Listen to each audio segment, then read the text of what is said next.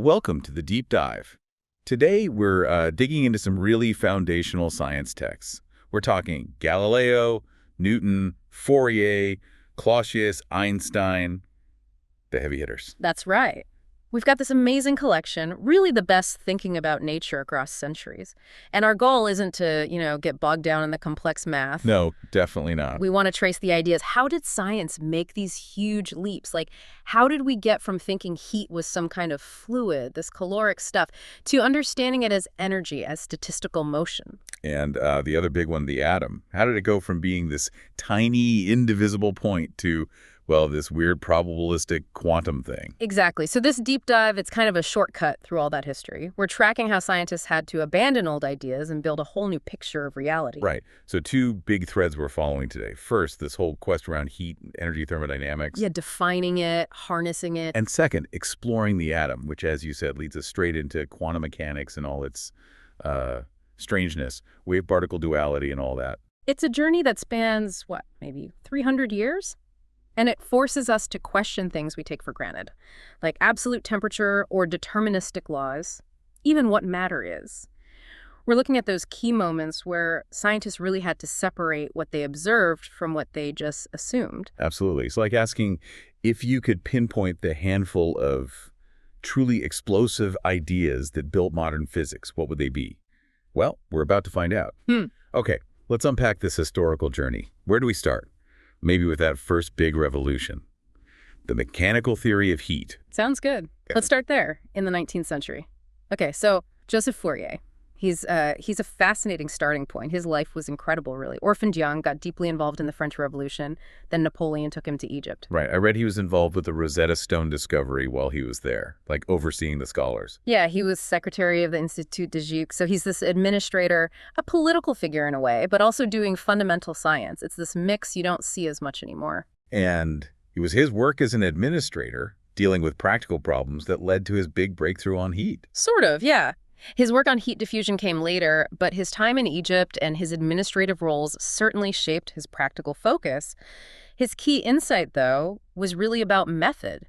He looked at these complex physical problems, like how heat spreads through a metal bar or how the Earth retains heat, and he realized something profound. Which was? He figured out you could reduce these messy physical questions to problems of purer mathematics, specifically differential equations. He saw math as the key to unlocking the underlying order. That sounds almost standard now, but back then, that must have been a pretty radical idea, wasn't it? Physics was often more about, mechanical models or analogies. Oh, absolutely. He was basically saying the math wasn't just a tool to describe reality, it was almost reality itself. He had this striking philosophical view. He believed mathematical analysis wasn't some human invention. He called it a pre-existent element of the universal order. Like, the equations were out there, inherent in nature, free from human error, and our job was just to discover them. They were the perfect language to express the invariable relations of natural things. Wow. So he's using math to find truth, not just calculate results. Exactly. And his approach was incredibly practical, too. He showed that if you wanted to figure out the temperature distribution in, say, a chunk of metal, you just needed three things that you could measure. Okay, what were they? Specific heat, basically how much heat it takes to warm it up. Then surface conductivity, how well it lets heat escape from its surface. And internal conductivity, how well heat travels through it. Got it. Once you measured those properties for the material, Fourier said, the rest was just solving the equations. Pure analysis, no more guesswork. And he applied this to the whole planet, thinking about the Earth's heat. He did. His sources show him meticulously analyzing how the sun's heat penetrates the ground. For example, he calculated that the daily temperature swings, day heat, night cool, disappear just a few meters down. About 3 meters, he figured. Oh, and seasonal changes, like summer versus winter. Those go deeper, obviously, but even they vanish at less than 60 meters down. It shows how the Earth's bulk acts as this massive thermal buffer. His equations modeled it perfectly. That's a pretty cool demonstration. Did he use this math to explain weather stuff, too? I remember reading something about why mountains are cold. Yes, exactly. He tackled that. People might think it's just because they're higher up, closer to space or whatever. Fourier explained it using his understanding of heat transfer in the air. How did that work? He pointed out that the air layers at high altitudes are thin, rare and transparent, as he put it. They don't absorb or hold much solar heat directly. Most of the atmosphere's warming actually happens down near the surface. Dense air near the ground gets heated by contact with the land and sea. Then, this warm air expands, becomes less dense, and rises. As it rises and expands, it cools down, what we call adiabatic cooling. It's not about being further from the sun, it's about the expansion itself. Okay. So the coldness is due to the air expanding as it goes up. Right. And he used these ideas, these differential temperature effects, to explain large-scale atmospheric movements, like the trade winds.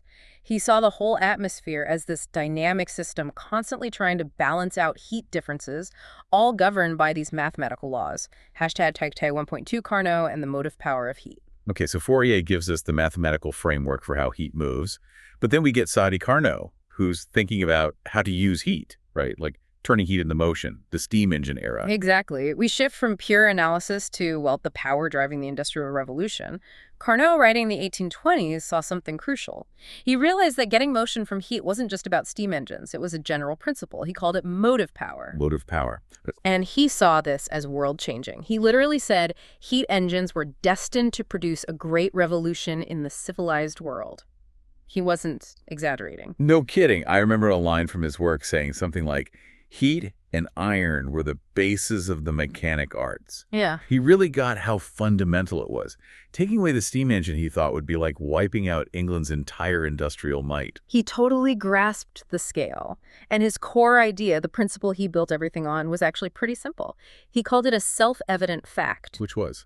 That wherever you have a difference in temperature, something hot and something cold, with heat flowing between them, you can generate motive power.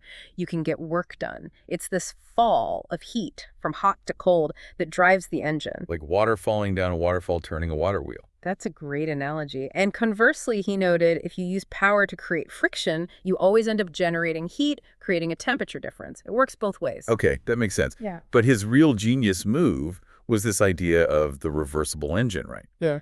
Why was that theoretical concept such a big deal? Yes, the reversible engine. It's purely conceptual and ideal. Carnot imagined this perfect cycle, usually shown as 4 steps, where the engine operates with absolutely zero waste. No friction, no heat, leaking away uselessly. So perfect efficiency. In theory, yes. And because it's perfect, you could theoretically run the cycle backwards, using work to pump heat from the cold side to the hot side, returning everything, the engine, the heat source, the sink, exactly to its starting state. Okay.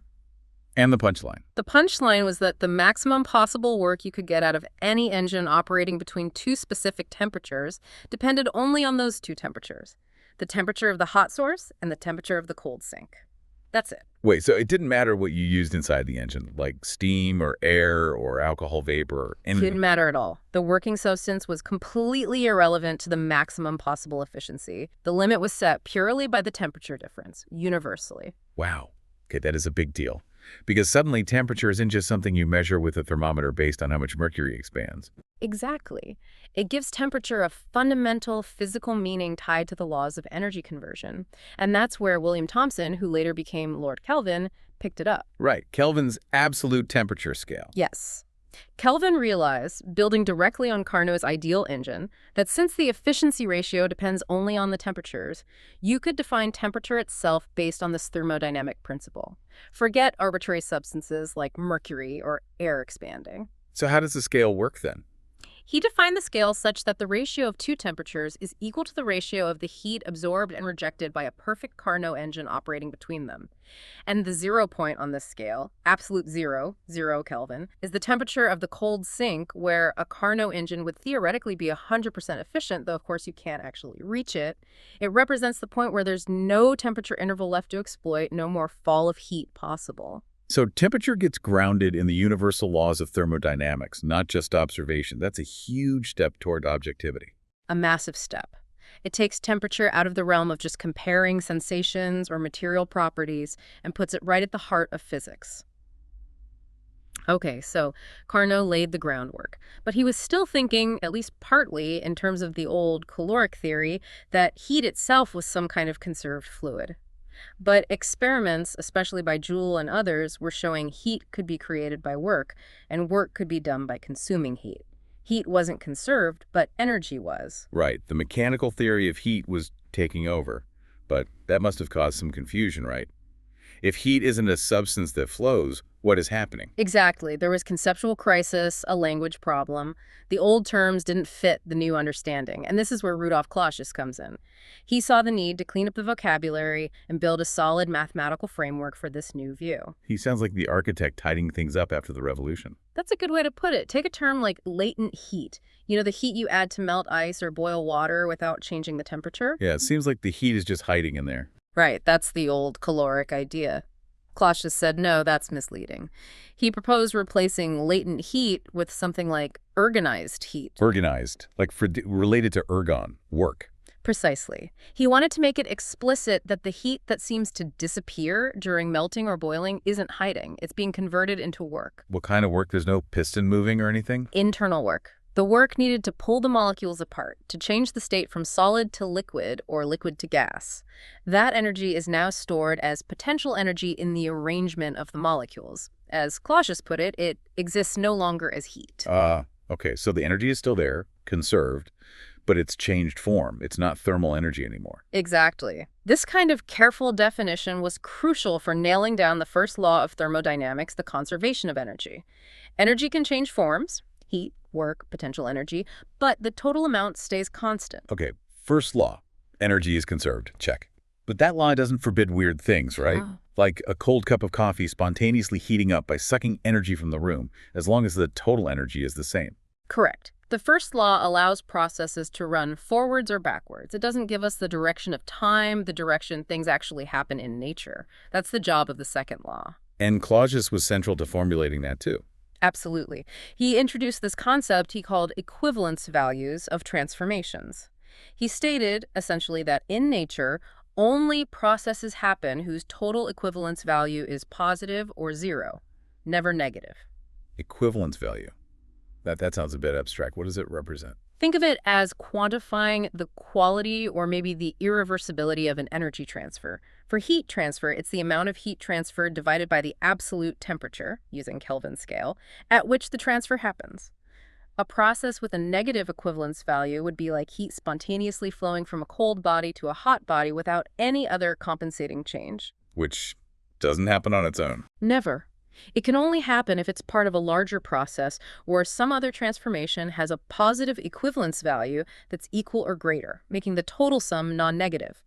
It captures this universal tendency for things to settle down, for differences to even out, for systems to move towards equilibrium. Okay, so these values track the sort of directionality of natural processes, the tendency towards equilibrium. Yes, and this mathematical quantity he developed, this state function that always increases or stays the same in any real-world process, needed a name. He coined one in 1865. Let me guess. Entropy. Entropy. Simile little. He derived it from a Greek word meaning transformation. He defined it as representing the transformational content of a body or system. It's a property that depends only on the current state of the system, its temperature, pressure, volume, etc., not how it got there. And the crucial part is that for any isolated system, any change that happens spontaneously must increase the total entropy, or at best keep it the same for an ideal reversible process. Correct.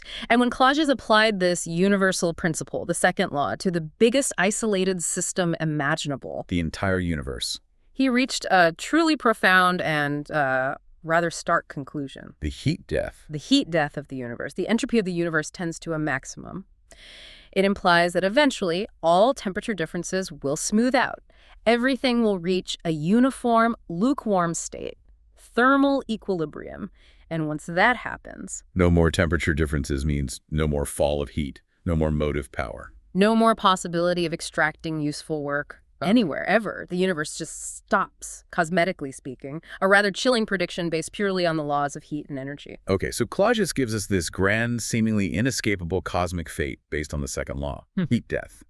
But then James Clerk Maxwell comes along and throws a bit of a demon in the works. Yeah, quite literally.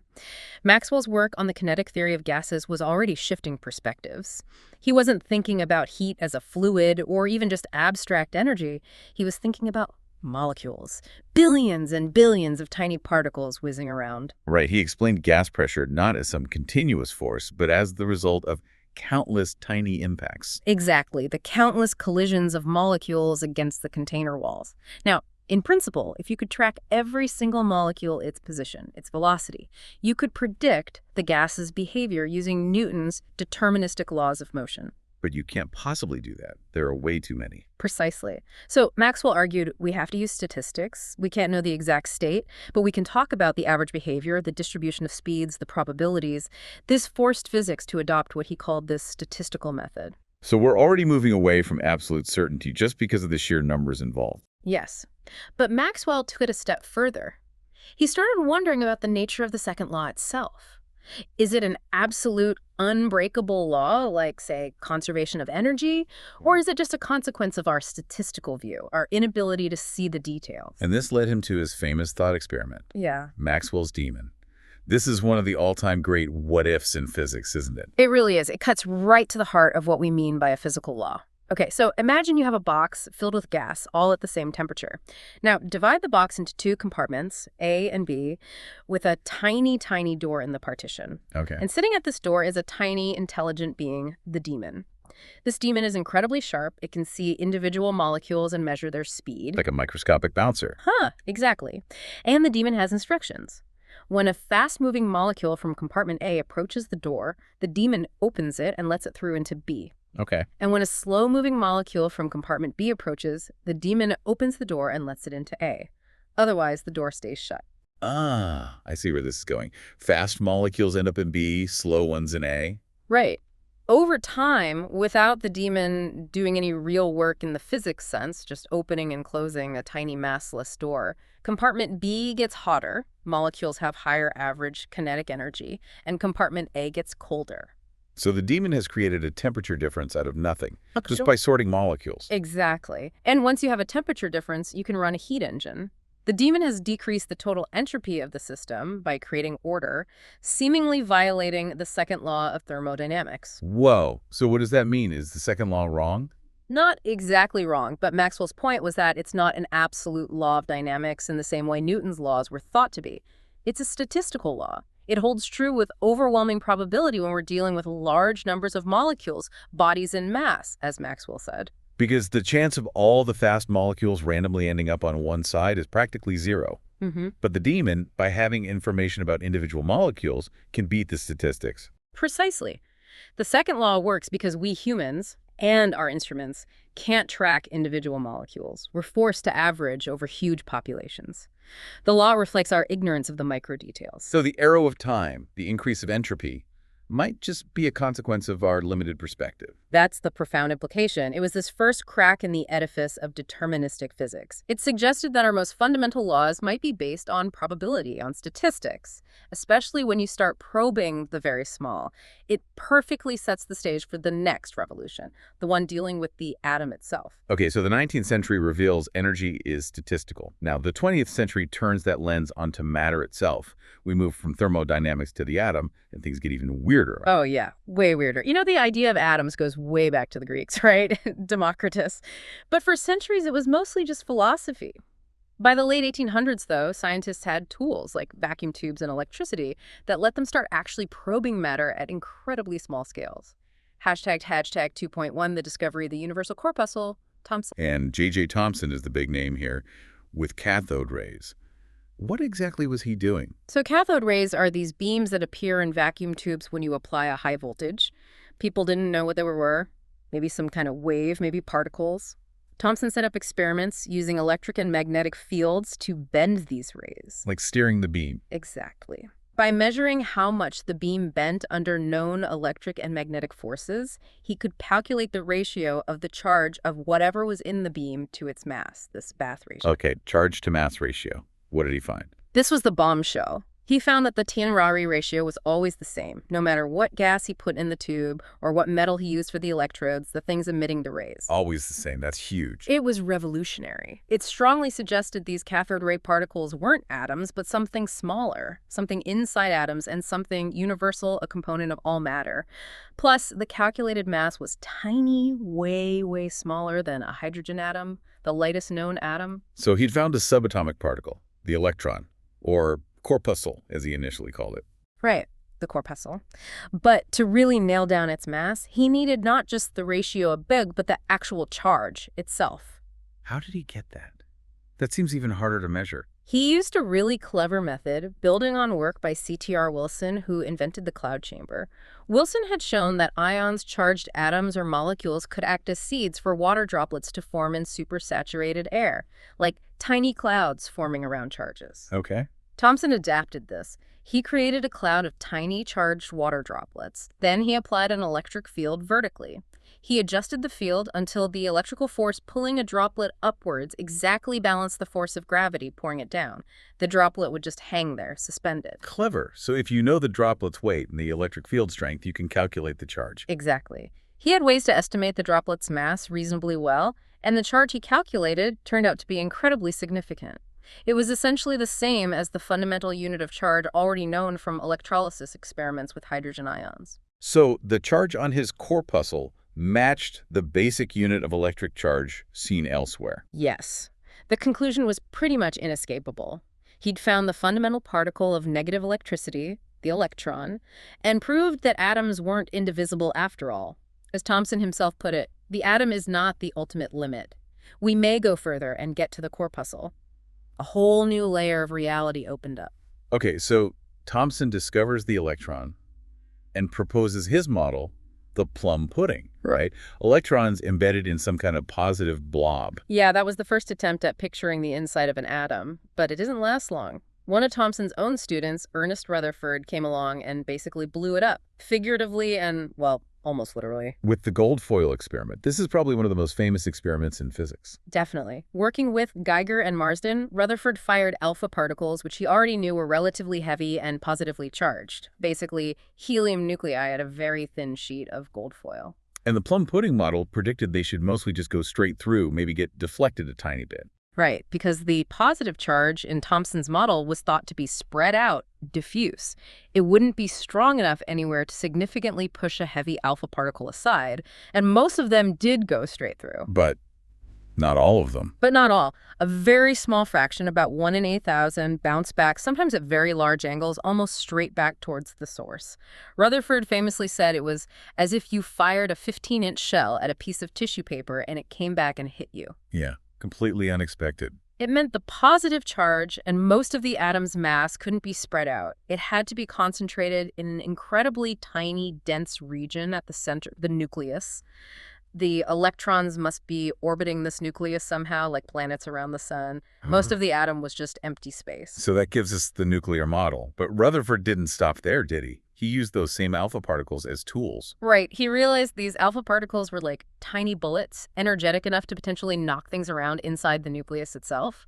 This led to his 1919 experiment. The one with nitrogen gas. That's the one. He fired his alpha particles into a container of nitrogen gas.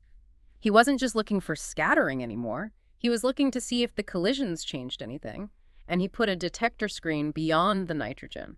What did he detect? Not just deflected alpha particles? No. He detected particles that made scintillations, little flashes on the screen, but they traveled much further in the gas than the original alpha particles could. And when he tested their properties, using magnetic fields again, he found they behaved exactly like hydrogen nuclei, what we now call protons. Protons. But he put alpha particles and nitrogen in. Where did hydrogen come from? It had to come from the nitrogen nucleus. The alpha particle had hit a nitrogen nucleus and knocked a proton clean out of it. He had achieved artificial transmutation, changing one element, nitrogen, into another, oxygen as it turned out, plus the proton. He deliberately disintegrated an atom.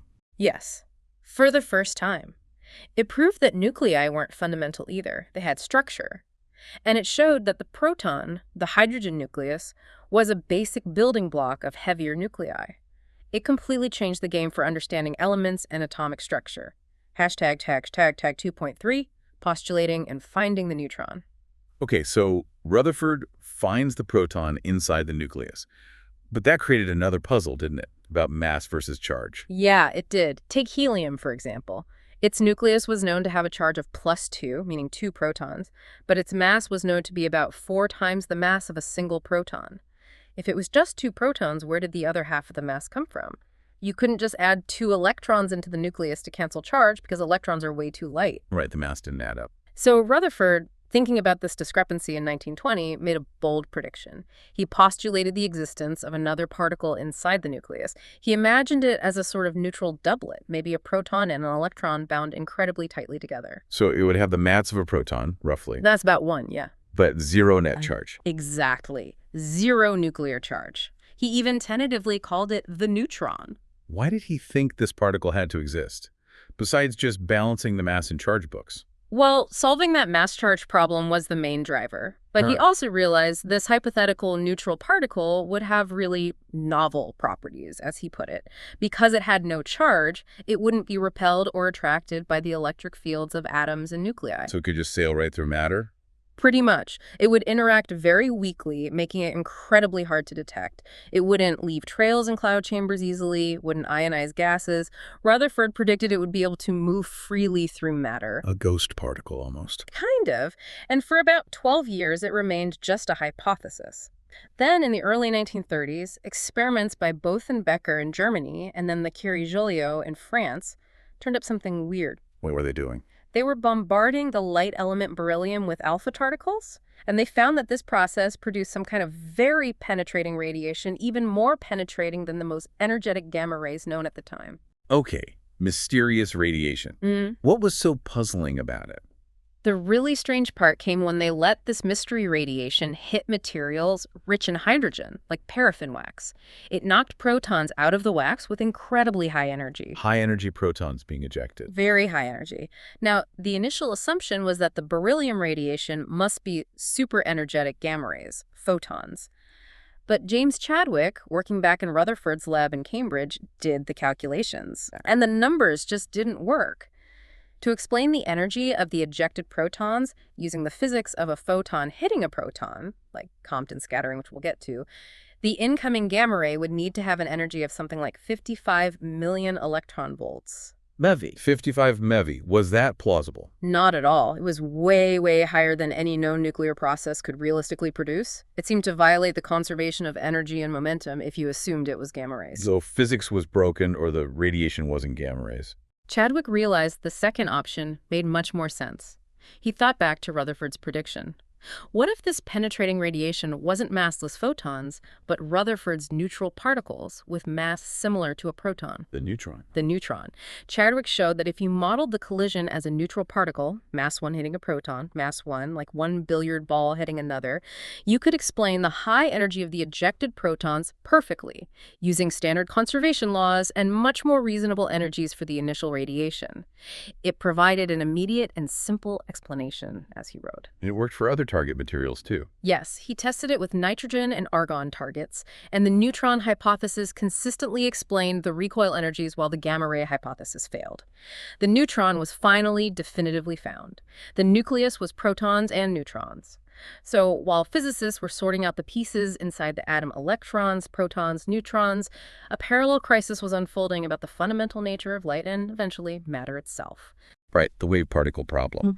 For centuries, light behaved like a wave. You had diffraction, interference, all classic wave phenomena. Thomas Young's double-slit experiment in the early 1800s seemed to settle it.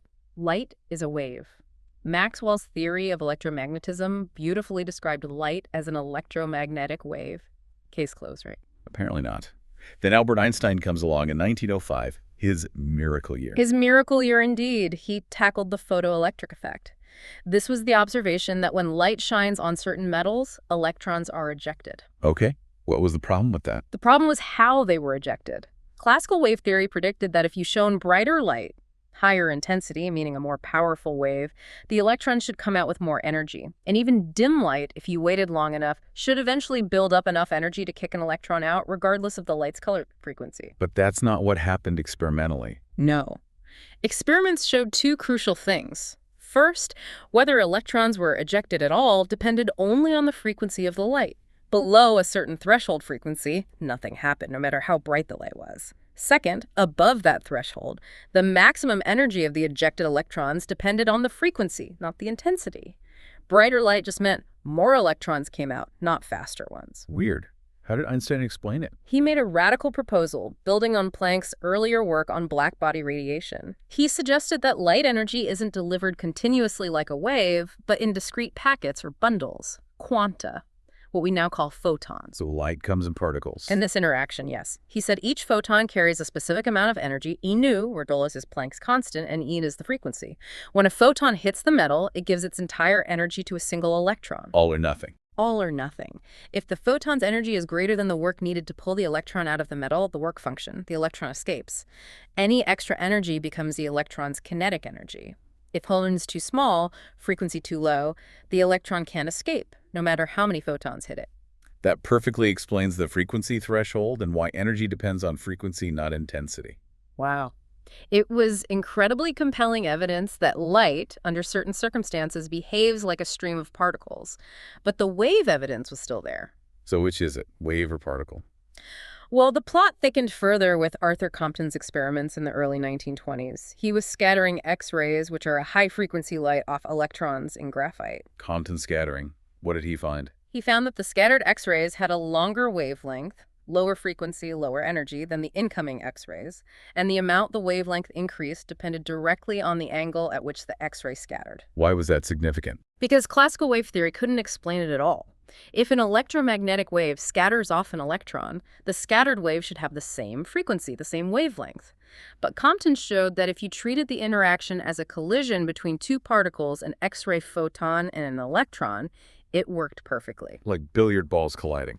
Exactly like billiard balls, just obeying the rules of relativistic energy and momentum conservation. The photon transfers some of its energy and momentum to the electron, so the scattered photon has less energy, meaning lower frequency and longer wavelength. The angle dependence came out exactly right, too. So more rock-solid evidence for light being particles. Absolutely. So now physics was stuck with this seemingly impossible situation. As Compton himself summed it up, we are thus confronted with the dilemma of having before us convincing evidence that radiation consists of waves, and at the same time that it consists of corpuscles. Couldn't be both, could it? Hashtag 2.5 matter waves and uncertainty.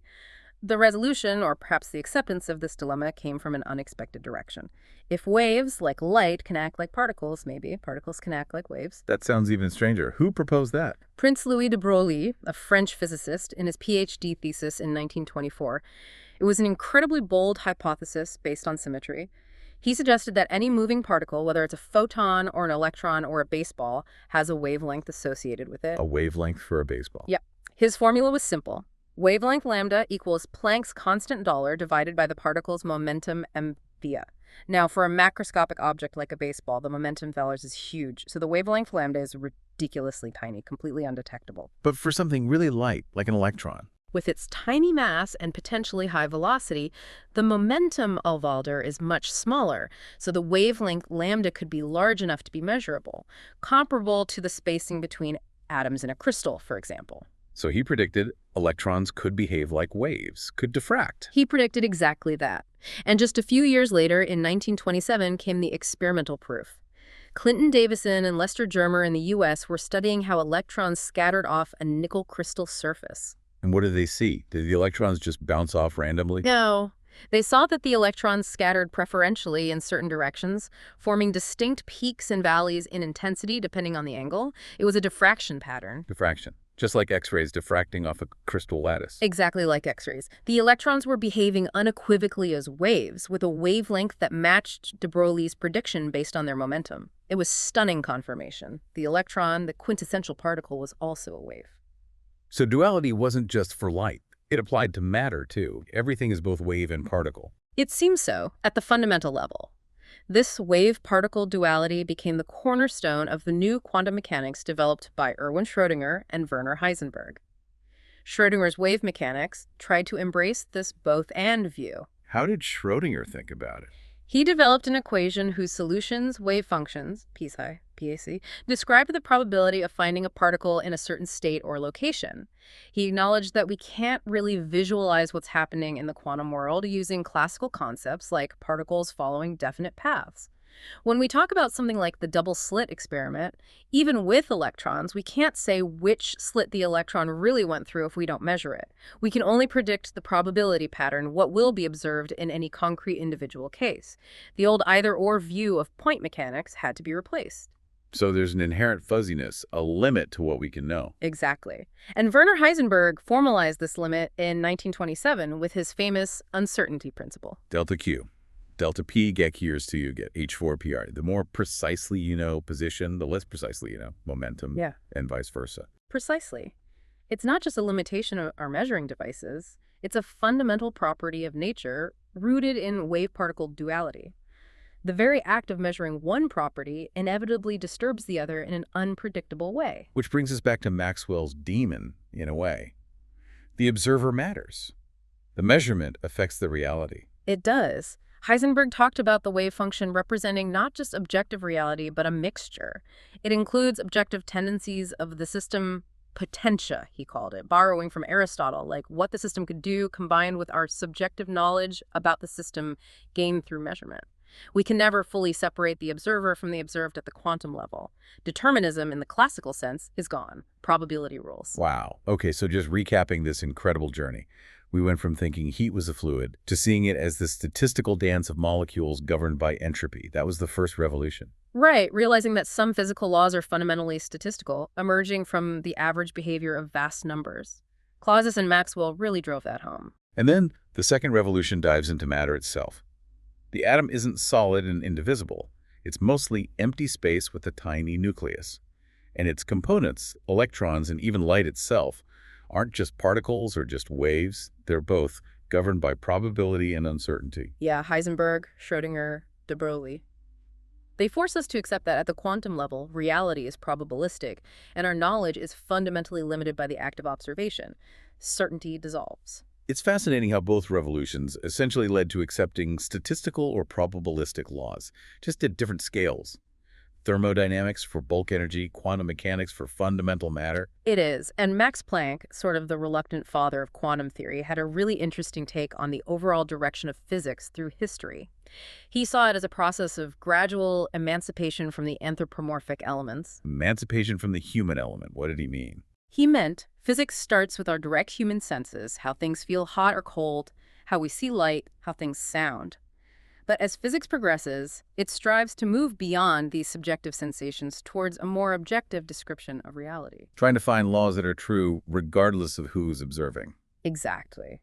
The goal, he argued, is to build a common, objective system of physics, valid for everyone, everywhere, independent of individual perception.